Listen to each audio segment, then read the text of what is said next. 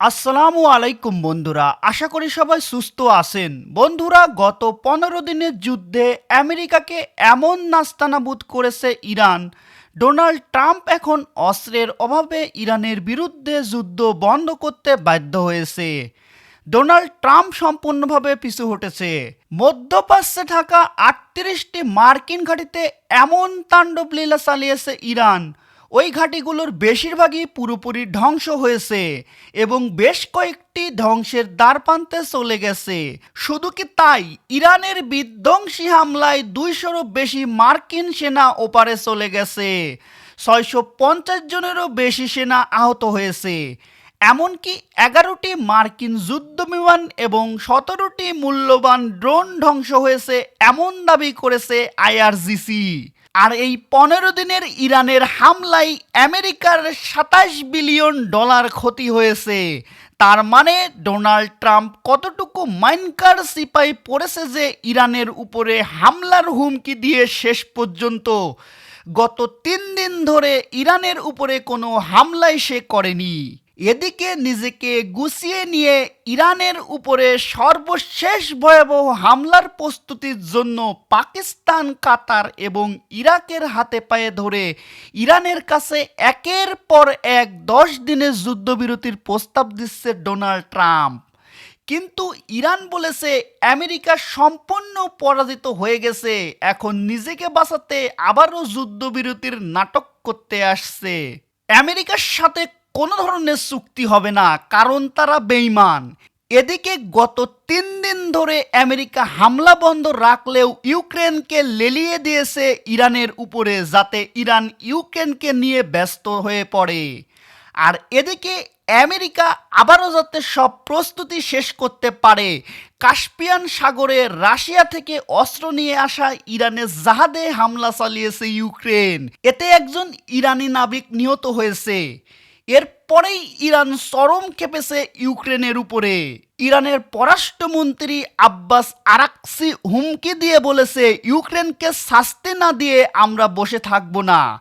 যে কোনো মুহূর্তে ইউক্রেনের উপরে ইরান ভয়াবহ হামলা চালিয়ে এই জাহাজের হামলার জবাব দিবে।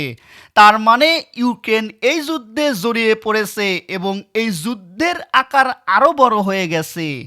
এদিকে নেতানিয়াহু আগামী মঙ্গলবার আমেরিকা সফরে যাচ্ছেন এবং ডোনাল্ড ট্রাম্পের সাথে তার বৈঠক হবে।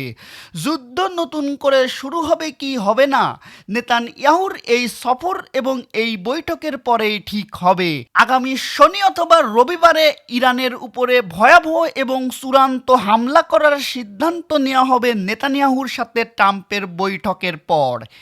এদিকে ইসরায়েল তারা বলেছে আমেরিকা যুদ্ধ বন্ধ করে যে কূটনৈতিক তৎপরতা চালাচ্ছে, এই কূটনৈতিক তৎপরতা মুহূর্তেই ব্যর্থ হবে এবং এখন এই যুদ্ধ বন্ধ করলেও ডোনাল্ড ট্রাম্প আবারও ইরানের বিরুদ্ধে বড় যুদ্ধ শুরু করতে বাধ্য। তার মানে ইসরায়েলের পক্ষ থেকে একের পর এক উস্কানি দেওয়া হচ্ছে। ইরান বলেছে আমেরিকা এরই মধ্যে 3 দফা প্রস্তাব দিয়েছে যুদ্ধবিরতির জন্য 3টা দেশের মাধ্যমে এবং ইরান প্রত্যেকটা প্রস্তাবকেই নাকচ করে দিয়েছে। ইরান ঘোষণা দিয়ে বলেছে তাদের হাতে 5000 খাইবার শেখান হাইপারসোনিক মিসাইল রাখা আছে। আমেরিকা যদি আবারও ইরানের উপরে হামলা চালায় তাহলে এই বিধ্বংসী মিসাইল দিয়ে ইউরোপ থেকে শুরু করে ইসরায়েল পর্যন্ত পুরো এলাকায় যুদ্ধ ছড়িয়ে পড়বে। এদিকে গতকাল হোয়াইট হাউসের এক রুদ্রতার বৈঠক করেছে ডোনাল্ড ট্রাম্প। সেই বৈঠকে মার্কিন ভাইস প্রেসিডেন্ট জেডিস তিনি চাইছেন যুদ্ধটা বন্ধ করতে। তিনি বারবারই ইরানের সাথে আলোচনার চেষ্টা করেছেন। মার্কিন সেনাপ্রধান চাচ্ছে যুদ্ধটা বন্ধ করতে, কিন্তু ইসরায়েলপন্থী বেশ কয়েকজন মিলে ট্রাম্পকে চেপে ধরেছে।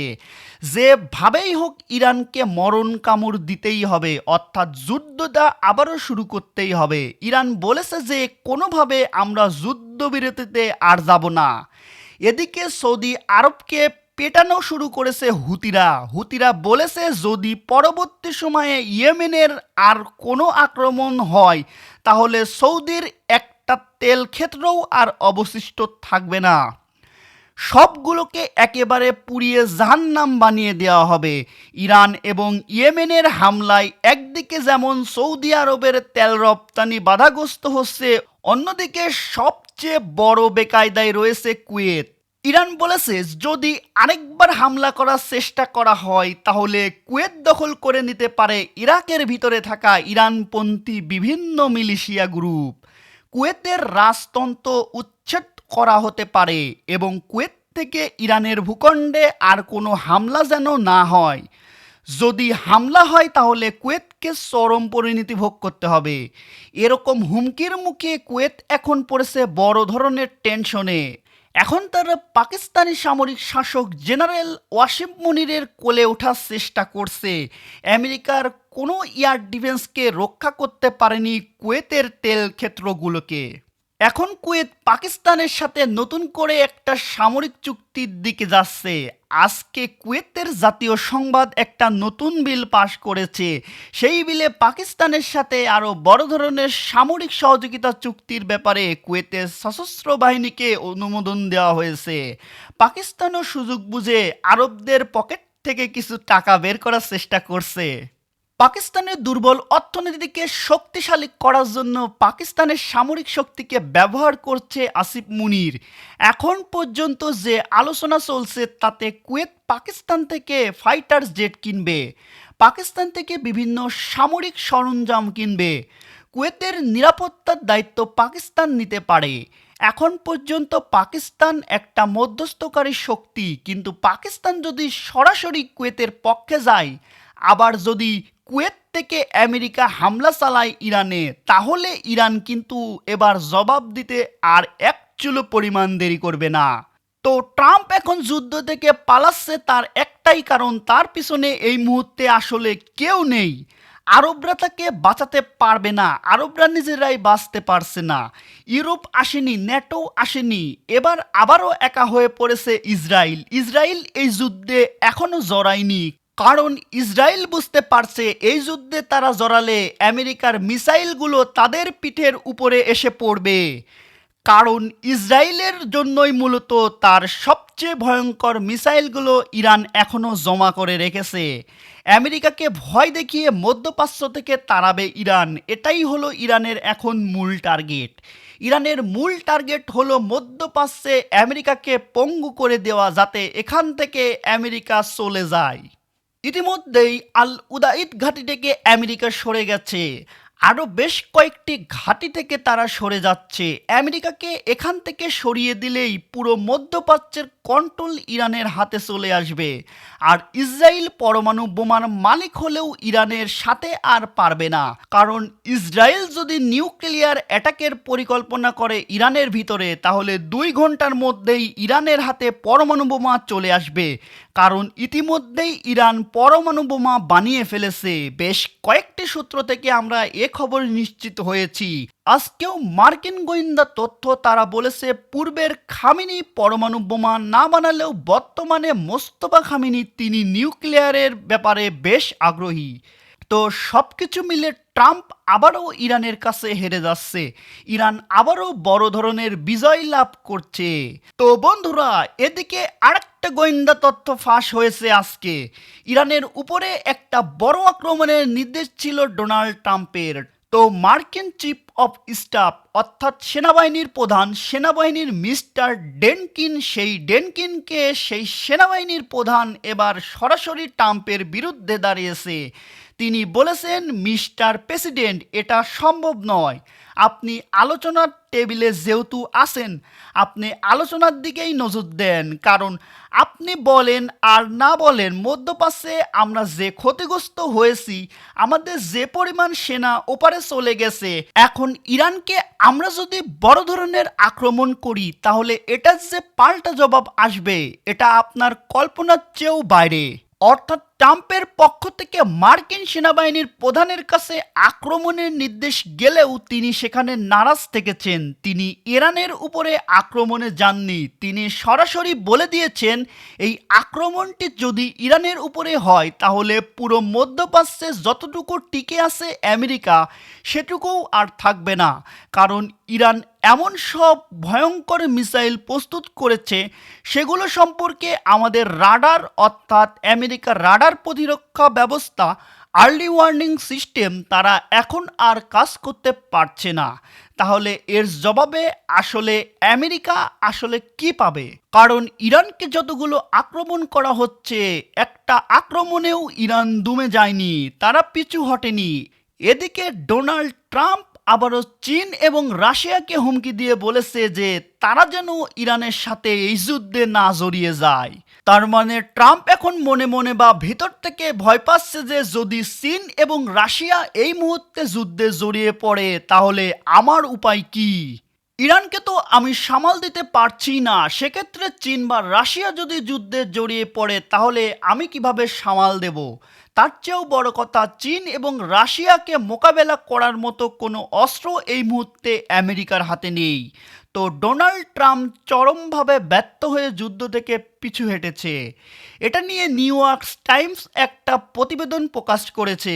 পশ্চিমা এই মিডিয়া বলেছে ইরান সৌদি আরব সহ কয়েকটি দেশে ভয়াবহ আক্রমণের প্ল্যান করেছে।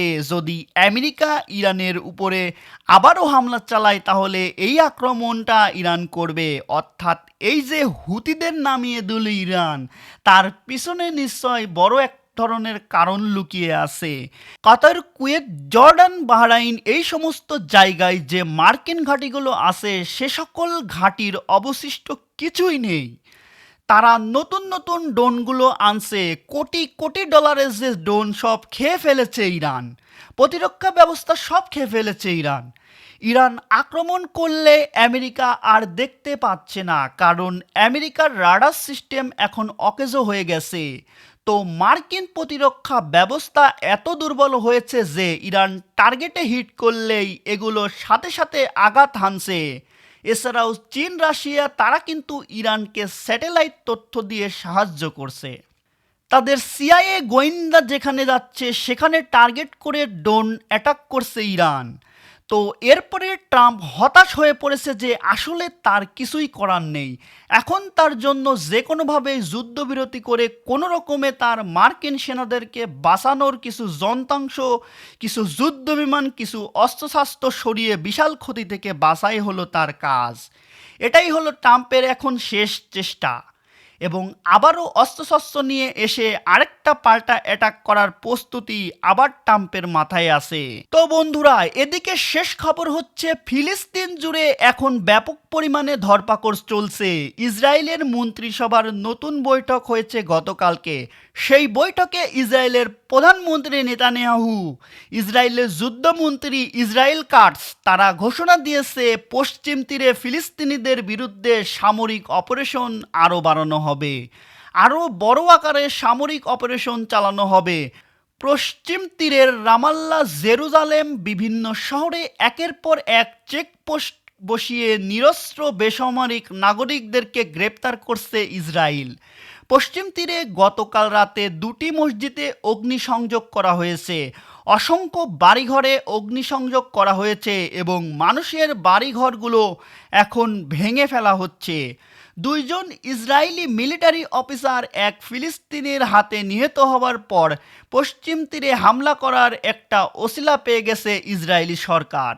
এদিকে গাজায় ইসরায়েলের নিয়মিত হামলা চলছে। ইসরায়েলি হামলায় উত্তর গাজার পুলিশ প্রধান নিহত হয়েছে। গাজা নিরাপত্তা ব্যবস্থাপনাকে ধ্বংস করে দিতে গাজা নিরাপত্তা বাহিনী এবং পুলিশ বাহিনীকে টার্গেট করে একের পর এক হামলা চালাচ্ছে ইসরায়েলের সেই কুখ্যাত বাহিনী। তো বন্ধুরা, সব মিলিয়ে যুদ্ধ এখন ভয়াবহ আকার ধারণ করেছে। যে কোনো মুহূর্তে আগামী শনি অথবা রবিবারে আমেরিকা এবং ইসরায়েল উভয় মিলে ইরানের উপরে ভয়াবহ তাণ্ডব শুরু করতে পারে। আর এক্ষেত্রে ব্যবহার হতে পারে ইউরোপে থাকা বিভিন্ন দেশের মার্কিন ঘাঁটিগুলো। তো বুঝতেই পারছেন যুদ্ধের আকার এখন আরও বড় হচ্ছে এবং ইরান আবারও একটা বড় ধরনের বিজয় লাভ করতে যাচ্ছে। তো বন্ধুরা, ইরান আমেরিকার এই মহাযুদ্ধ নিয়ে আপনি কি ভাবছেন জানিয়ে দিবেন ভিডিওর কমেন্ট বক্সে।